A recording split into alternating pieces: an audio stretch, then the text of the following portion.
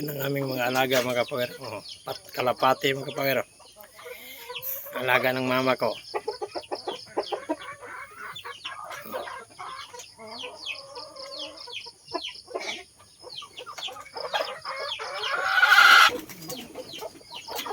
Yan. Oh.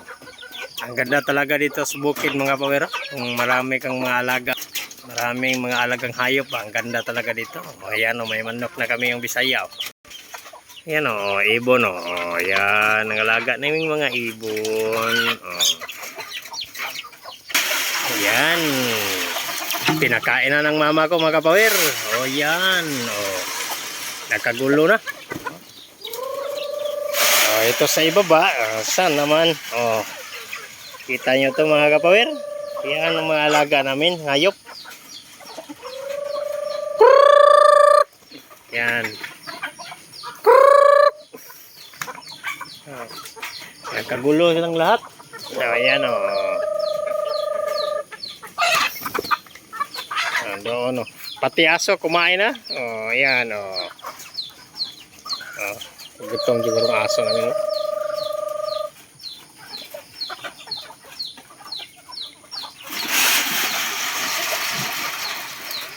Kalagi ti usama no. Ngawagi mo doon no. Dili na taga diri ma? Dili na taga diri?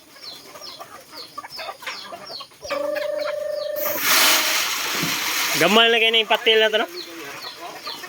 Nailubang mo eh.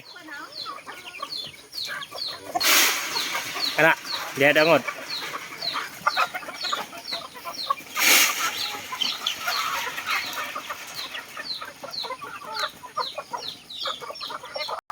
Nasa gisagol to si Igbaw. Di isa taga dito.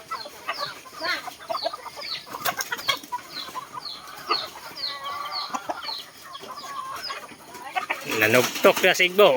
Imo lagi na yung usik-usik ka na ito. Maldito.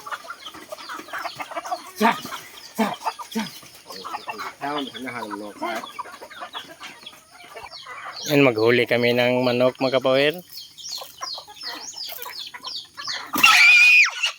Yan, ulam na mga kapower. Ulam na. Yes, may ulam na. Hinuli yung papa ko mga kapower.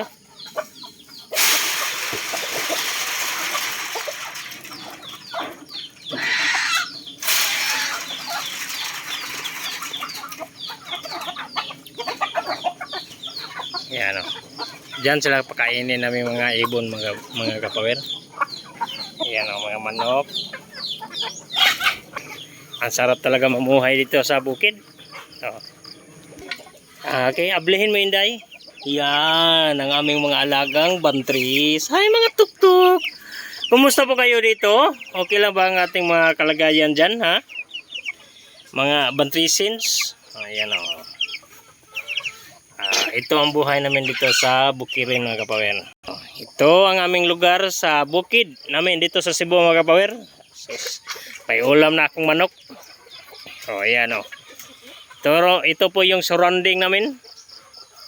Aking pamangkin na beautiful. Yan ang bahay namin mga kapower. Ganito lang ang buhay namin dito sa bukid. Maraming salamat po mga kapower sa suporta nyo sa akin sa aking vlog sa YouTube at sa Facebook.